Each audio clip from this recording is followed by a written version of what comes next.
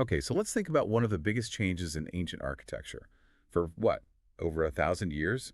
Pharaohs built pyramids. Massive, unmissable monuments. They were basically giant billboards for their power. And around 1550 BC, they just stopped. They had to. They figured out that a giant billboard is also a giant target. By the time of the New Kingdom, pretty much all those old pyramids had been looted. So they had to trade that visible power for secrecy, for security. Exactly. They started carving these super complex hidden tombs deep into the rock. Which brings us to the Valley of the Kings. We're going to get into the engineering, the art, and all the clever, sometimes desperate tricks they used to protect their rulers after death. It was this incredible mix of practical building and very deep religious belief. These tombs weren't just treasure chests. They were supposed to be a permanent, safe home for the king's spirit to get to the afterlife. So let's picture the scene. Where exactly are we? We're on the west bank of the Nile River, right across the water from the huge ancient city of Thebes. And that location is critical, right? It wasn't just a random spot. Oh, not at all. It's hugely symbolic. The sun sets in the west every single night. So the West was seen as the land of the dead. Exactly. The pharaoh was symbolically following the sun on its nightly journey, getting ready to be reborn. The whole area was sacred ground. And it looks the part. It's this dry, isolated desert canyon, totally hidden from the green, fertile land by the river. You're surrounded by these steep limestone cliffs. It feels secure, and that's what they were looking for. What's really cool, though, is the geology. What about it? The peak of the mountain right above the valley is actually shaped like a natural pyramid. No way. So it kept that ancient symbol. It did, and maybe more importantly, the limestone rock itself is pretty soft. Well, soft enough to carve these tunnels that go hundreds of feet deep. But the main goal, the practical reason, was to stop the grave robbers. Right. They were already experts at breaking into pyramids. This new design had to be hidden, confusing, and just really, really hard to get into. And this all ties into their idea of the soul, or souls. It does. They believed you had a few, but two really important ones were the ka and the ba. The ba was kind of your personality. It could travel. Okay. But the ka was your life force. It had to stay with the body, the mummy, and it needed supplies. The tomb was the anchor for the ka. So let's go inside one of these tombs. It's not just a cave. Not at all. You start with a long corridor, and it slopes down, sometimes really steeply, deep into the mountain. We're talking 200 or 300 feet long in some cases. And it's not a straight shot, is it? No, it's deliberately complicated. You go down this corridor, through these big pillared halls, past symbolic gates, sometimes with sharp turns, all leading down to the burial chamber at the very end. Okay, I've heard about this feature. Some of them had a huge, deep pit cut right into the floor. A vertical shaft, yeah. So what was that? A trap for robbers? Well, it had two purposes. Hmm? The official one was to act as a drain to catch any flash flood water, which could happen and would destroy the tomb. But unofficially, Yeah. it was a great way to stop an intruder. You'd either fall in or just be totally stuck? Yeah. You'd be stuck. It was a clever piece of security, but even that didn't stop them for long. And this whole layout, this whole winding path downward, it meant something, didn't it? Absolutely. The architects were basically building a model of the Egyptian underworld. The journey the sun god took every night. Precisely. Each gate and chamber was like an hour of that dangerous journey. The final burial chamber with the sarcophagus was the point of rebirth. Did the design of that path change over time? It did, yeah. The early tombs used what we call bent axis design, Meaning? meaning the corridor would take a sharp 90-degree turn somewhere along the way. Later on, they switched to an axial design, which is basically a straight line. Why the change? It was just so much easier to build and easier for the huge funeral procession to carry everything down into the tomb. The amount of work here is just staggering. How do they even do it? With really simple tools, which makes it even more impressive, stonemasons were using copper chisels and wooden mallets. That's it. Chipping away at the limestone in these dark, cramped, unbelievably hot tunnels. And the logistics must have been a nightmare. You've got to light the place, which means oil lamps making everything smoky and hot.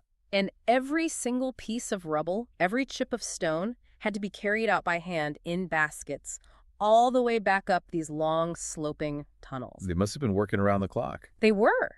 The tomb had to be ready before the pharaoh died, so the length of a pharaoh's reign often determined how big and complex his tomb was. More time on the throne meant more time to dig. What amazes me is the precision. The walls are so straight and smooth. Well, these weren't just random laborers. This is a big misconception. The workers weren't slaves. Right. They were paid professionals. Highly respected, skilled craftsmen. They lived in their own special village called Deir el-Medina, paid by the state in supplies grain, fish, beer. And we know this because they left records. They wrote on little pieces of limestone. Thousands of them. We know they even went on strike when their food rations were late. Imagine going on strike against the pharaoh's government. It shows you how valuable they were. They knew that the entire system depended on them finishing their work. So if the supplies didn't show up, they just stopped working. Okay, so once the carving is done, the artists take over and turn this rock tunnel into something else entirely.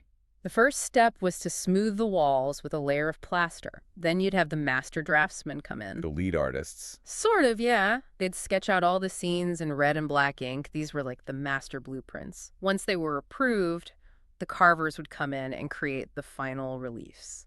And the carvings weren't just pretty pictures of the king with the gods. No, they were functional. They were magical instructions. You had texts like the Book of the Dead or the Book of Gaze carved right onto the walls. A user manual for the afterlife. That's a perfect way to put it. They gave the pharaoh's soul the magic spells and knowledge it needed to get past all the demons and trials of the underworld. And then came the color. It's incredible how bright it still is. That's thanks to the dry desert air and the pigments they used, all natural minerals. Yellow ochre, green from ground malachite, blue from lapis lazuli they imported. And they mixed the paint with egg whites. Egg whites or plankton, yeah. It was a simple binder that made it stick to the walls. And the colors themselves had meanings. Very specific meanings. Yellow, for instance, always represented gold. And gold was The flesh of the gods. Divine, eternal. So when you see a pharaoh painted with golden yellow skin, it's showing his transformation into a divine being in the afterlife. All right, let's get to the main event. Yeah. The burial chamber. In the center, you'd find the sarcophagus. And these things were just massive, made of super hard stone like granite, weighing tons and covered in protective spells. And inside that, there were more coffins. Right, nested inside each other like Russian dolls. The innermost one, holding the mummy, could be solid gold, like with Tutankhamun. And the whole room was meant to be a model of the universe. Essentially, yes. The ceiling was often painted dark blue with yellow stars. It was the night sky, placing the king forever among the immortal stars. And all around this were the storerooms. Exactly. Side chambers, usually with plain walls, just packed floor to ceiling with everything the king would need. Golden chariots, thrones, clothes, food, wine. And those little statues, the Shabtis. There are hundreds of them. The Shabtis are fascinating. They were basically servants for the afterlife. Each one was inscribed with a magic spell. What did the spell do? It was meant to magically bring them to life if the gods ever called on the pharaoh to do manual labor. There were magic stand-ins to make sure the king could just relax for eternity. So with all this unbelievable wealth, the architects tried every trick in the book. False walls, hidden entrances covered with rubble. So did it work? No, it was a colossal failure. Really? All of it? Almost every single tomb was broken into, probably within a few generations. The robbers were patient, they were organized, and they just had more motivation than the guards. So the great irony is that they built these tombs to last forever. And they did. The stone structures are still there. But the very thing they were built to protect, the treasure, was almost always gone. Fast forward to today, the valley is still a massive archaeological site. But we're not just digging randomly anymore. No, we've moved on to non-invasive methods. Scientists use tools like ground-penetrating radar to look for hidden chambers without ever touching a shovel. It lets them map things out safely. But the popularity of the place is now its biggest threat. All the tourists. It's a huge problem. Thousands of visitors every day, and the humidity from just their breath. It causes the ancient paint to flake off and the limestone to crumble. So what's the solution? How do you protect it, but still let people see it? There are a few strategies. They've installed big glass screens in front of the most delicate walls and high-tech ventilation systems to control the air inside the tombs. I've also heard they close some tombs for years at a time. That's a key part of it. They rotate which tombs are open to the public.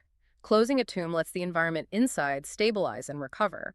At the same time, everything is being documented with super high-resolution photography. So even if it does eventually fade, we'll have a perfect record. That's the goal. So the Valley of the Kings was this incredible pivot. The pharaohs traded the loud, visible power of the pyramids for hidden security, carved right into the earth. It's just a stunning monument to their beliefs and the amazing skill of their craftsmen. And here's something to think about. Those skilled workers from Deir el-Medina, the guys who built the tombs, they knew every secret, every false wall, every hidden corridor. Yet the thousands of records they left behind are all about their daily lives, getting paid, running out of food, complaining about work, not about planning to rob the places. For the most part, they just wanted to do their job and get their rations on time. Keep learning. Good luck with your studies.